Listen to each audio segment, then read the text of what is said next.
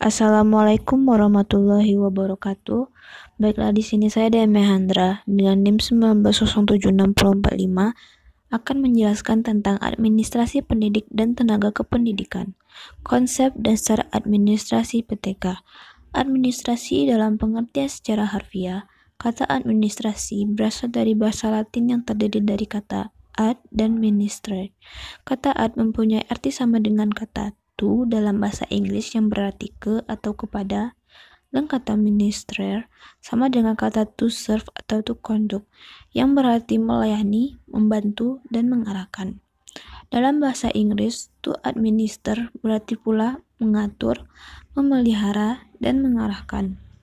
Administrasi dalam pengertian yang sempit, yaitu kegiatan yang intinya adalah kegiatan rutin cetak-mencatat, mendokumentasikan kegiatan, menyelenggarakan surat menyurat dengan segala aspek, serta mempersiapkan laporan. Pendidik. Secara umum, pendidik di Indonesia lebih dikenal sebagai pengajar, adalah tenaga kependidikan yang berpartisipasi dalam penyelenggaraan pendidikan dengan tugas khusus sebagai profesi pendidik. Pendidik mempunyai sebutan lain sesuai kekhususannya, yaitu guru, dosen, konselor, pamong belajar, widya iswara, tutor, instruktur, dan fasilitator. Sedangkan dalam Undang-Undang Nomor 20 Tahun 2003, Bab 11 Pendidik dan Tenaga Kependidikan Pasal 39 mengatakan bahwa pendidik merupakan tenaga profesional yang bertugas merencanakan dan melaksanakan proses pembelajaran, menilai hasil pembelajaran, melakukan pembimbingan dan pelatihan, serta melakukan penelitian dan pengabdian kepada masyarakat, terutama bagi pendidik di perguruan tinggi. Tenaga kependidikan. Tenaga kependidikan meliputi kepala sekolah atau madrasah, pengawas satuan pendidikan, tenaga administrasi, tenaga kepustakaan, tenaga laboratorium, teknisi, pengelola kelompok belajar, pamong belajar, dan tenaga kebersihan. Menurut Undang-Undang Nomor 20 Tahun 2003, Bab 11 Pendidik dan Tenaga Kependidikan Pasal 39 menyatakan bahwa tenaga kependidikan bertugas melaksanakan administrasi, pengelolaan, pengembangan, pengawasan, dan pelayanan teknis untuk menunjang proses pendidikan pada satuan pendidikan. Proses administrasi pendidik dan tenaga pendidik. Langkah pertama adalah pengadaan tenaga kependidikan. Pengadaan tenaga kependidikan adalah proses kegiatan untuk mengisi formasi yang kosong. Perlu diketahui bahwa lowongnya suatu formasi di samping disebabkan karena pengembangan lembaga dengan penambahan jabatan-jabatan baru, juga disebabkan oleh adanya personil-personil lembaga yang berhenti. Pengadaan tenaga kependidikan diselenggarakan dengan langkah-langkah sebagai berikut. A. Pengumuman adanya formasi baru.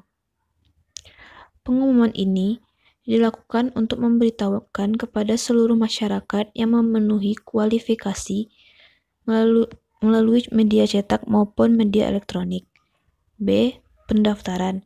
Pendaftaran dilakukan setelah pengumuman tersebar dan pendaftar mengajukan permohonan dengan memenuhi syarat yang telah ditentukan beserta lampiran dan lainnya yang dibutuhkan. C. Seleksi atau penyaringan.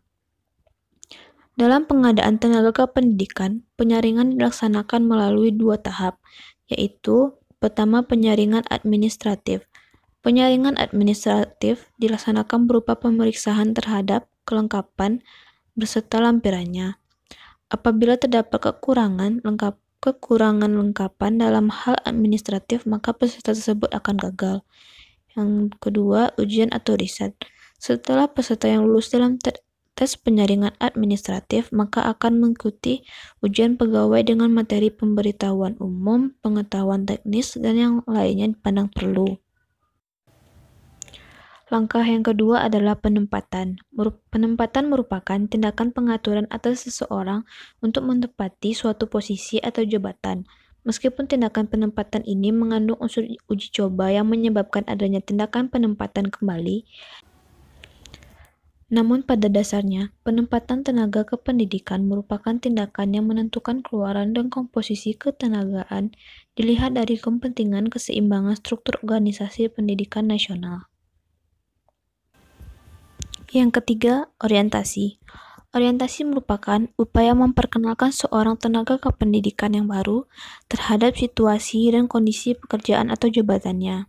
Ada juga yang berpendapat orientasi adalah suatu proses pemberian pemahaman kepada peserta tentang segala sesuatu yang berkaitan dengan latihan yang sedang diadakan. Pembinaan dan pengembangan PTK. Pengembangan mempunyai jangkauan yang lebih luas dalam upaya memperbaiki, meningkatkan kompetensi yang dimiliki oleh tenaga pendidik dan kependidikan. Pengembangan lebih dititik beratkan pada peningkatan kemampuan atau ability melalui jalur formal dengan jangka waktu yang panjang.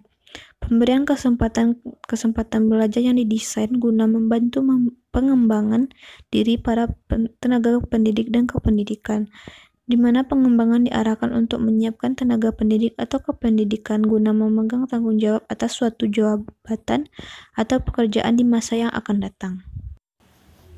Kesejahteraan PTK. Yang pertama adalah gaji. Di dalam Undang-Undang Nomor 14 Tahun 2005 tentang guru dan dosen, dinyatakan bahwa yang dimaksud dengan gaji adalah hak yang diterima oleh guru atau dosen atas pekerjaannya dari penyelenggaraan pendidikan atau satuan pendidikan dalam bentuk finansial secara berkala sesuai dengan peraturan perundang-undangan. Yang kedua, tunjangan. Tunjangan profesi diberikan kepada guru yang telah memiliki sertifikat pendidik yang diangkat oleh penyelenggaraan pendidikan dan satuan pendidikan yang diselenggarakan oleh masyarakat. Besarnya tunjangan profesi adalah sebesar gaji pokok guru tersebut. Yang ketiga adalah penghargaan. Pemerintah memberikan sebuah penghargaan di institusi pendidikan terhadap guru, dosen, kepala sekolah, dan seluruh tenaga pendidik yang berprestasi. Penghargaan PTK berprestasi ini sebagai penggerak perubahan dalam kemajuan mutu pendidikan. Yang keempat, cuti.